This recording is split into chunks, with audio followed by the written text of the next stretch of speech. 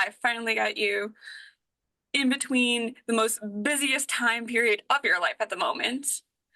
How are you feeling being on tour at the moment? Yeah, life is a beautiful thing, It's busy, but it's full of beauty and love. So grateful.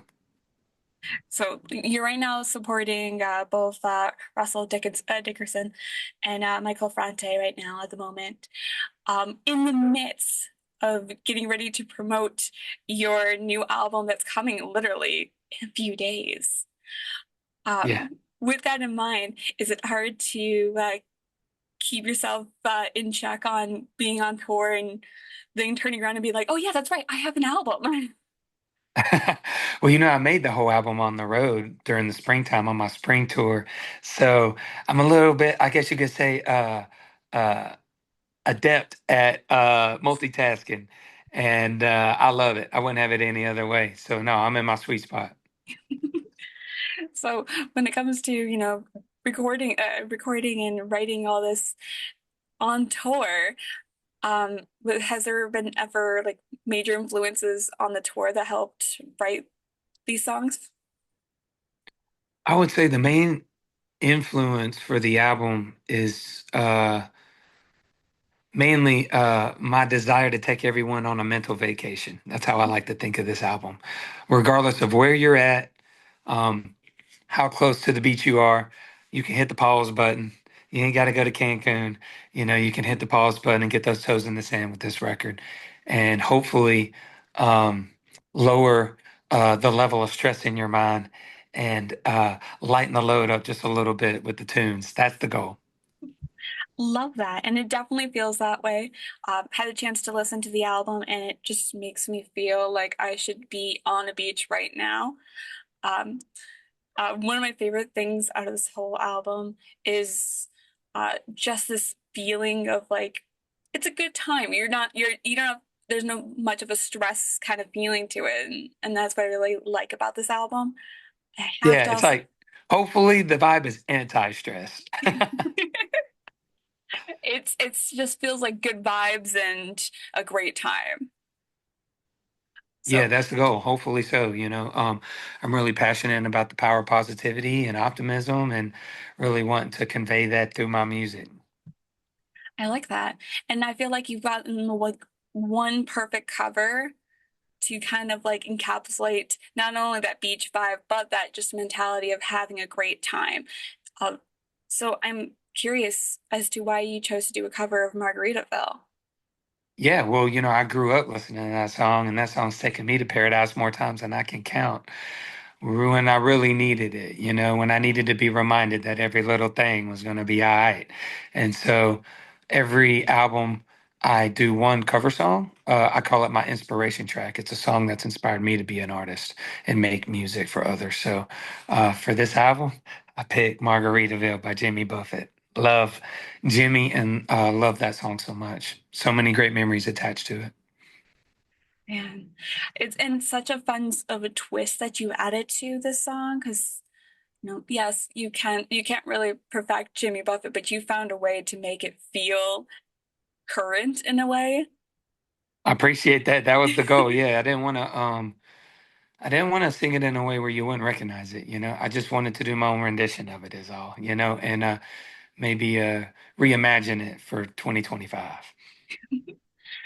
And it sounds perfect. And I honestly, this whole album, like I said, it's just a fun album. I was listening to it pretty much the whole entire day while at preparation for this. Um, and to know that I missed my chance to see you a couple weeks ago while you were supporting Russell, but you're getting ready to go back on tour also on your own as a headliner in October, which is insane to just have what you're gonna have like what a 2 month window before you're back on tour. Yeah, I'm on tour all year round. So spring tour and then summertime is like festivals and a little bit of like playing shows with Russell and Michael. And then the fall and winter will be fall tour. So I'm doing about 110 shows this year. Oh. And at one point, how many times are you going to be able to like take a moment and enjoy the uh the summer, I would say. I do it as I'm moving. I get I get my I get my R&R on the road, you know. But it doesn't feel like work, you know. It's what I love. I've been loving this since I was born, since I was a little kid. And so I feel very in line with my purpose in life. And of course, they always say if you do what you love, you don't feel like you work a day. You know, it's definitely hard being away from my family, being away from my wife and my daughter. But other than that, it's a dream, you know. Has there been any crazy moments on tour? Oh, um, yeah, you know, there's so many great experiences on the road. I think my favorite though, really, when it all boils down to it, is the connection with all the good timers out there. I live for human connection. I have a natural tendency, I think, to be a little more, and don't think people probably would naturally think this about me, but I try to keep it real as I can. That I naturally probably a little more to myself, uh, uh, especially with my thoughts and things like that, and so being in environments like live concerts and connecting to people through music is really how I connect best with people. And it really helps me uh, to improve my mental health. It definitely helps me with my sense of community and being involved, you know. So I'm so grateful for this musical family of folks out there, you know, that love music with a positive vibe. Um, yeah, I mean, outside of my wife and my daughter, it's the most important thing in my life. It's amazing. So, going back into the album, I'm curious to know what was probably the like hardest song to write because, as much as anybody could write songs about beaches and enjoying life, there's always has to be some kind of a little bit of challenge to find the right words. Absolutely. Yeah, there's always difficulty, you know, in the human experience. And that's why I'm such a big believer that this optimistic music is so important so that we have it. Not just for the times where we got our literal feet in the sand, sipping on a margarita, looking at the ocean, but in those times where we need it, you know, where we're feeling overwhelmed, you know. That's why positive music, mental health is so important to me. You know, I have a nonprofit that helps people get therapy that are looking for it that can't afford it, and $1 from every ticket to my show goes to that nonprofit. So when you need a little more than a positive song, you know, you can get a positive conversation. Um, you know, and I have songs like, for instance, Sandcastles on this album that, you know, um, sometimes talks about maybe the more serious side of things, but there's always redemption in the music, you might say. So, for instance, I got a song called "Drunk Over You." You know, it's about a difficult relationship I was in the past, and um, it caused me to kind of go down a path where I was drinking too heavy for a long time, and it took me a long time to uh, dig my way out of that situation and get back to a good spot. Um, but I never gave up. I never gave up hope in love, in the fact that I would get better. You know, I always kept that positive mindset. You know, that there would be light at the end of the tunnel, and so writing songs about that, writing songs about difficulties that I experienced growing up as a kid. You know, like just mentioned with the new album, Sandcastles, you know, talks about the temporariness of life, you know, the fact that, we're just here for a moment, you know, and one day we're going to go back to dust, you know, and that very fact is what makes life so beautiful. If we could live forever, it would get boring after a while. And the temporary nature of life is what makes it every moment so enjoyable and so meaningful.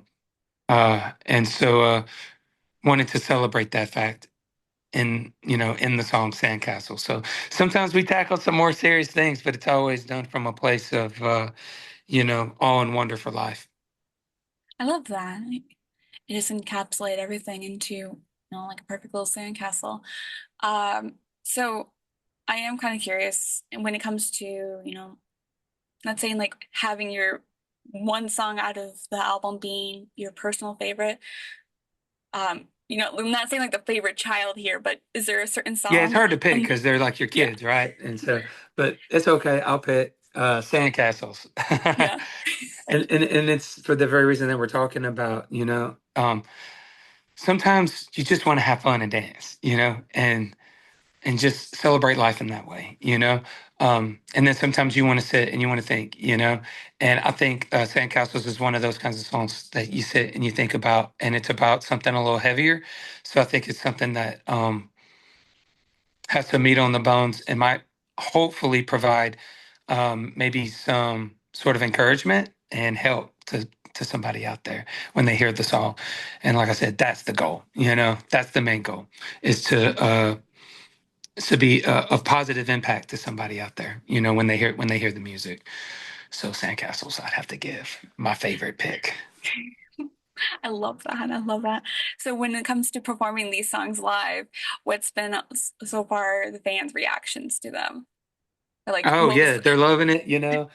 Everybody's coming to the shows in their Hawaiian shirts. It's so much fun to see that catching on. I'm always wearing my palm shirt, and the reason why is because I like to think of the show as a vacation, and wearing the palm shirts and performing barefoot gets me into that mind frame that I'm on vacation right now. And so seeing everybody out there starting to catch on to that, seeing people starting to bring the leis and throwing the leis out into the crowd, it's just fun. It's a big, it's a big vacation. It's a big celebration. well, I feel like I should let you go back to your vacation, but before you go, where can we be able to find you? Yeah. So NikoMoon.com, uh, or any social media platform that you're on. But if you want to get tickets, go to NikoMoon.com, and I got all my tour dates, and I'm all across America from now to the end of the year, y'all. I can't wait to see you in your city and to go on vacation with you.